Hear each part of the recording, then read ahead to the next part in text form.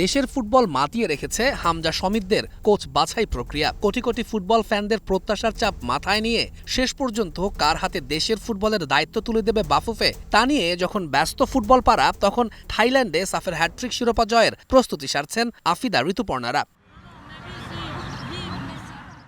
সবশেষ সাফজয়ী দলের 10 জনই নেই এবারের মিশনে। বেশ কয়েকজন নতুন মুখ নিয়ে হ্যাটট্রিক শিরোপা জয়ের মিশনে বাটলারের শিষ্যরা। তাই তো টিম কম্বিনেশন ঠিক করাই এখন মূল লক্ষ্য কোচের। ডিফেন্স থেকে মিডফিল্ড শিফটিং নিয়েই কাজ করছেন পিটার বাটলার।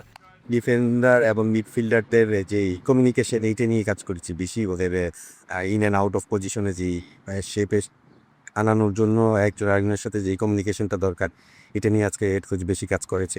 পাশাপাশি আমরা ফিনিশিং ড্রিল করেছি কিছু। থাইল্যান্ডে প্রস্তুতি ক্যাম্পের অংশ হিসেবে দুটি প্রস্তুতি ম্যাচও খেলবে লাল সবুজের প্রতিনিধিরা। সোমবার দেশটির টায়ার 1-এর ক্লাব কাশিম বুন্ডিট নারী দলের বিপক্ষে মাঠে নামবে বাংলাদেশ। যেই স্টাইলে ফুটবলটা খেলতে যাচ্ছি, আমরা নতুন কিছু প্লেয়ার ইনক্লুড করেছি দলে। তাদের দেখার একটা সুযোগ হচ্ছে তারা কে কী তাদের রোলস রেসপন্সিবিলিটি আসলে কতটুকু পালন করতে পারে, তাদের দায়িত্বগুলি যদি সঠিকভাবে পালন করতে পারে বা না পারে, এগুলো দেখার জন্য আমাদের এই ম্যাচগুলি খুবই গুরুত্বপূর্ণ। হাতের ইনজুরিতে গোলকিপার মিলি, তার পরিবর্তে প্রস্তুতি ম্যাচে গোলপোস্টের দায়িত্বে থাকবেন রূপনা অথবা স্বর্ণা।